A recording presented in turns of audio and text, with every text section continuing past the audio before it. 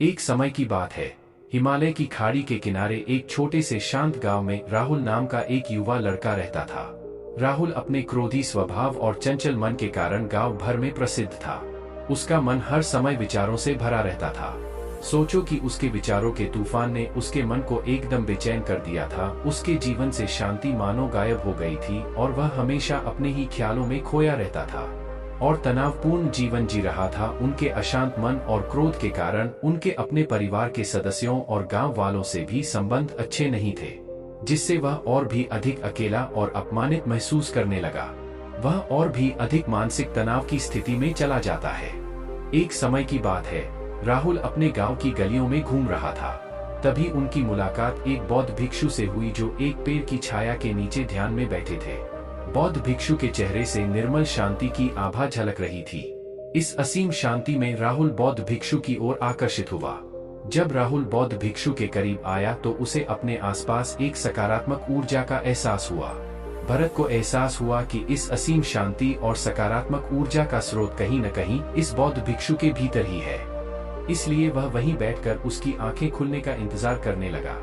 थोड़ी देर बाद जब बौद्ध भिक्षु की आंख खुली तो उसने एक युवा लड़के को अपने सामने बैठा पाया, जो बहुत तनावग्रस्त और नकारात्मक भावनाओं से भरा हुआ लग रहा था। राहुल ने बौद्ध भिक्षु की ओर उदार भाव से देखा और बहुत विनम्रता से कहा, मालिक, मेरा मन बहुत अशांत है और मेरे मन के विचार मुझे खाए जा रहे हैं। मुझे एक पल के लिए भी शांति महसूस नहीं होती। क्या आप मुझे सिखा सकते हैं कि मैं अपने अशांत मन को कैसे शांत करूं? बौद्ध भिक्षु ने राहुल की पीड़ा को समझते हुए करुण दृष्टि से देखा और कहा, मेरे प्यारे बच्चे, मैं तुम्हें एक कहानी सुनाना चाहता हूँ। इस कहानी में मानसिक शांति और खुशी के रहस्य छिपे हैं। क्या आप कहानी सुनना चाहेंगे? राहुल ने हाँ में सिर हिलाया और पूरी एकाग्रता से कहानी सुनने को तैयार हो गया। उनके अंदर जिज्ञासा चरम पर थी। वो कहानी सुनने को बेताब था। बहुत समय पहले की बात है। एक नगर में शक्ति नाम का एक आदमी रहता था। शक्ति बेहद महत्वाकांक्षी व्यक्ति थे और उन्हें हर काम में लोगों से मदद की जरूरत पड़ती थी।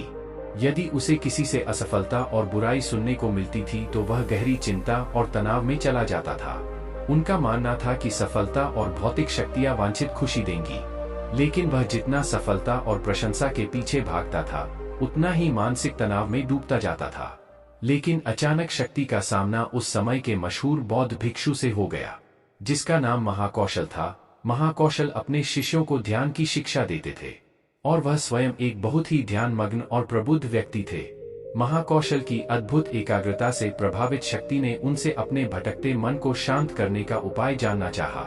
शक्ति ने कहा कि महंत, मैं हमेशा सफलता के पीछे भागता हूँ और लगातार अधिक हासिल करने की कोशिश करते हूँ, फिर भी मुझे कोई क्षणिक संतुष्टि या आत्मसंतुष्टि नहीं मिलती। इस निरंतर बेचैनी के बीच मैं शांति कैसे पा सकता हूँ? बौद्ध भिक्षु ने करुण दृष्टि से उसकी ओर देखा और उत्तर दिया, आपका मन एक अशांत नदी की तरह है जो हमेशा बहती रहती है। आप कभी भी शांत नहीं रह सकते। इसलिए इस अशांत मन को शांत करने के लिए आपको अपने विचारों को बिना किसी रुकावट के जाने देने की कला सीखनी होगी।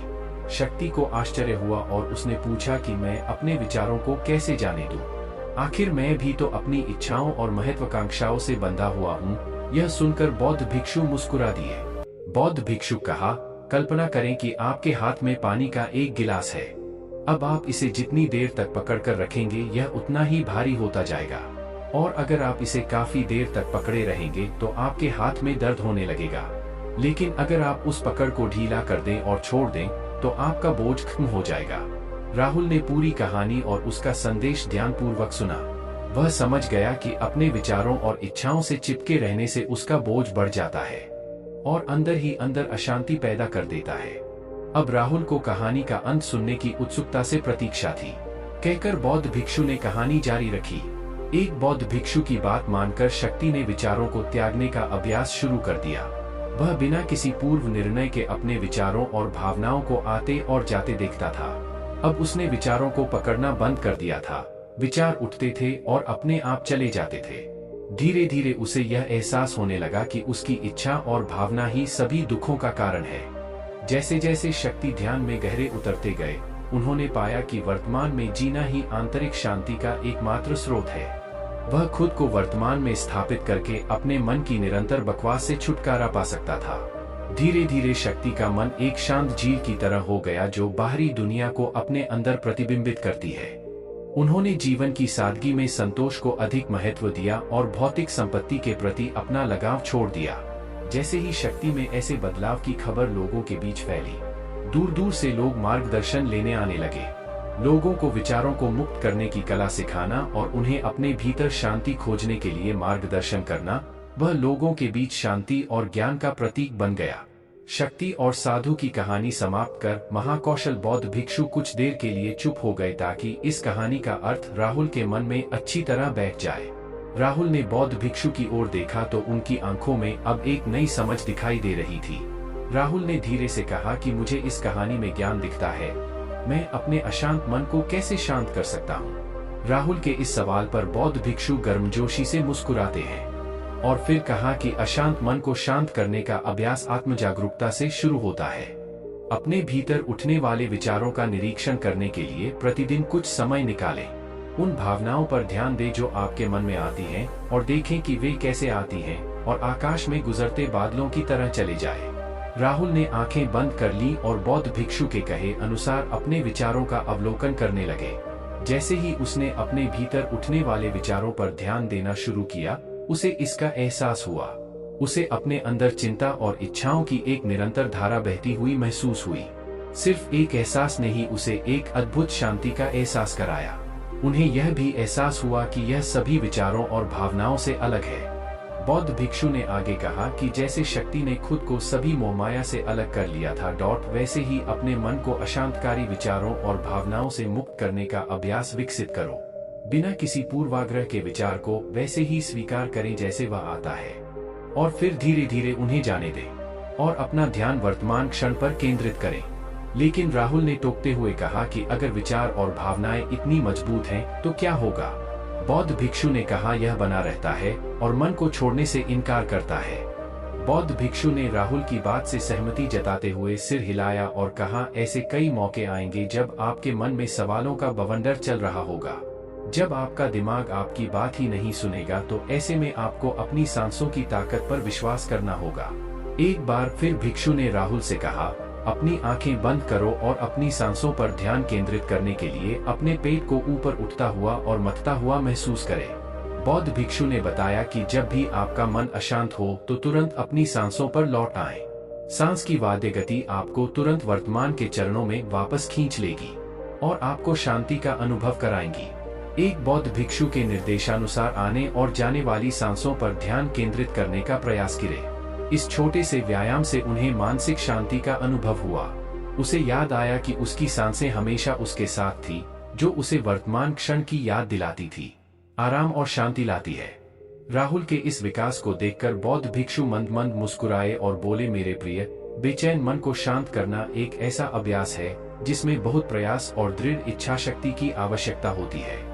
क्योंकि लगातार व्यायाम से मांसपेशियां मजबूत होती हैं, उसी तरह नियमित अभ्यास से मन भी शांत होता है। स्वीकृति में सिर हिलाते हुए इस बौद्ध भिक्षु को धन्यवाद देते हुए उन्होंने वादा किया कि आज से वह अपने अशांत मन को शांत कर सकेंगे और अपनी गैर शक्तियों को मुक्त कर सकेंगे। बौद्ध भिक्षु ने राहुल के कंधे पर हाथ रखकर कहा मुझे आपकी क्षमता पर बहुत भरोसा है और आपको जल्द ही आंतरिक शांति मिलेगी। लेकिन याद रखें कि यह आसान नहीं होगा, लेकिन अगर आप दृढ़ इच्छा शक्ति और खुले दिल से प्रयास करेंगे तो आप निश्चित रूप से वह शांति पा लेंगे जो आपके अंदर है। उस दिन से राहुल अपने अशांत मन को शांत करने का प्रयास करने लगा और हर दिन ध्यान करने के लिए एक अलग समय निर्धारित किया। उसने अपने मन में उठने वाले विचारों को बिना किसी रोक टोक के जाने दिया और अपनी सांसों के जरिए खुद को वर्तमान में बनाए रखने की कोशिश की। समय के साथ अभ्यास करते हुए राहुल को अपने अंदर शांति का अनुभव हुआ। जैसे जैसे समय बीतता गया, राहुल को ज्ञान और शांति का स्रोत कहा जाने लगा। जैसे जैसे समय बीतता गया, भरत को ज्ञान और शांति का स्रोत कहा जाने लगा। ग्रामीण अपने अशांत मन को शांत करने के लिए राहुल के पास आने लगे। बौद्ध भिक्षुओं के शिक्षक दूसरों की मदद करते समय आत्म जागरूकता की शक्ति साझा करते हैं। बौद्ध भिक्षु आंतरिक शांति पाने की शिक्षा देते हैं। इसके साथ ही उन्होंने अपनी सांसों पर ध्यान देने और अपने विचारों को मुक्त करने की कला भी सिखाई। ऐसे निवासियों का विकास हुआ और उन्हें मन की अमूल्य शांति मिली। बौद्ध भिक्षु की शिक्षाओं और राहुल द्वारा संचालित अभ्यास के माध्यम से विचारों को त्यागने और वर्तमान में जीने की कला दूर दूर तक फैल गई। उन्होंने कई लोगों की जिंदगी बदल दी और जैसे जैसे समय बीतता गया उनकी जिंदगी और भी बदलती गई। राहुल का शांत प्रभाव उसके गांव की सीमाओं से परे तक फैला हुआ था। आसपास के गांवों और शहरों से लोग राहुल के परिवर्तन की कहानी सुनते थे, उनसे सलाह लेने आते हैं। मन के बोझ तले दबे लोगों के लिए राहुल आशा की किरण बन गया। राहुल की शिक्षाएं केवल ध्यान और प्रवचन तक ही सीमित नहीं थीं, बल्कि वह रोजमर्रा के काम जागरूकता के साथ करने पर ज्यादा जोर देते थे। वह लोगों को अपनी भावनाओं के प्रति जागरूक रहने की याद दिलाते थे। इस बात पर ध्यान दें कि आप दिन भर में क्या करते हैं और अपने आसपास होने वाली घटनाओं पर आप कैसे प्रतिक्रिया करते हैं। हर काम पूरी जागरूकता के साथ करें।